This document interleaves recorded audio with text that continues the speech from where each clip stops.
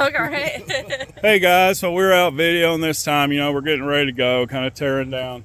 This is this is a full-time RVer friend we made out here. And a lot of the camping and going out is all about making friends. So anyway, this is Jim, and he's got his cup of Joe. Yep. You had me a wolf. You had me a wolf. Dog lover too. Yeah. And he's giving us, one of the good things, we don't know a lot about what we're doing out here, but he's giving us a lot of tips and about dealing with extremes. And yeah, he's been doing it for quite a while. You said you used to, be in the oil? Well, it's actually in Denver, of course, you don't water it. It dries up and blows away. So I was working on big irrigation systems. Finally hit the road, 5 years at it. By the way, do not ride out a hurricane in a fifth wheel. Did that on Hurricane Ian. That sucked. That's good advice. Don't do that. Lucky there's paint still on the damn thing. You said you started filling the RV. Oh my Lord, I had the dog in my lap and here it comes up. Hit the couch, the escape windows to your right. But yeah, they warned me at 8:30 in the morning, mandatory evacuation, but did I listen? No. Yeah. Save my rig. Yeah. Well, yeah. Damn near lost your life on that one. Yeah. And I don't have 9 lives. Yeah. But that was in Florida. Yeah. Hurricane Ian.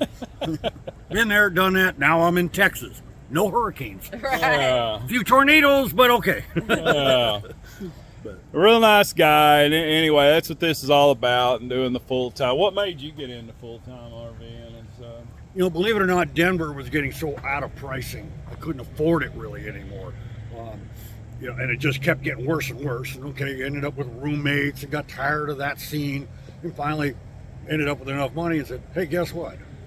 I always wanted to travel. Yeah.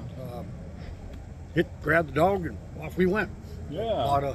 Bought a rig and got the truck fixed up, ready to go. It's a big diesel truck, so all right, got the fifth wheel put in it, and so that was all of it being a challenge, new to me too. Yeah. And of course, there's difference between a weekend warrior rig and one you want to live in full time. Big difference. Like that rig I've got doesn't have a coat closet. Of all things. I mean, where do you put your vacuum? Where do you put your broom? Where do you put the vacuum cleaner? Everything's behind the couch or behind the chair. Matter of fact, the stupidest design, even the toilet paper is back here. It's not up here, it's back there. Things to think about. You lift the seat up too far and it stops the toilet paper. It's like, come on, people, get some design here. So when you're all excited to get an RV, look at stuff like that, because the simplest things of like, where do you put the pots and pans? Where do you put your Tupperware? Okay, that cabinet's going to be your pantry. But what about the other ones? Right. How about a spice rack? And then, by the way, of course, anything that's stacked in the pantry falls down when you travel. Yeah. These cabinets do not stay shut. Everything goes flying in them. Yeah. So, and see, that's the thing with us. When we got it, we thought, let's go full time, and then like we're weekend warriors on it. So it's it's a fine setup for what we're doing. And this is he's parked kind of here right next to us.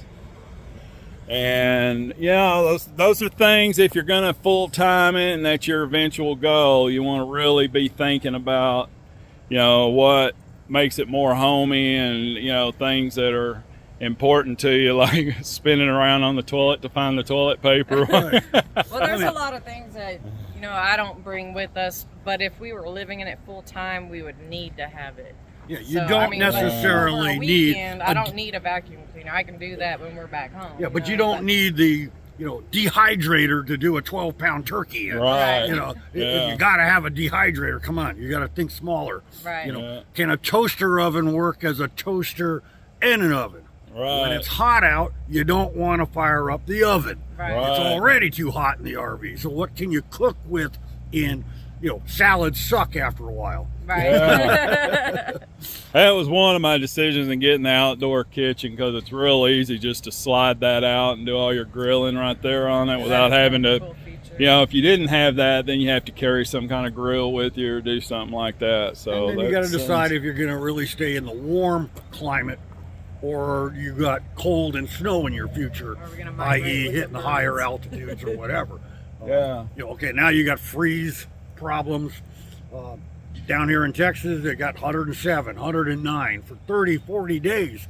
Even my green beans were cooking in the pantry. You know, it's like, wow. you got to open the Now cabinet to that's let hot. the AC in. I mean, like, this is backwards. You know, I'm ready for that for the cold.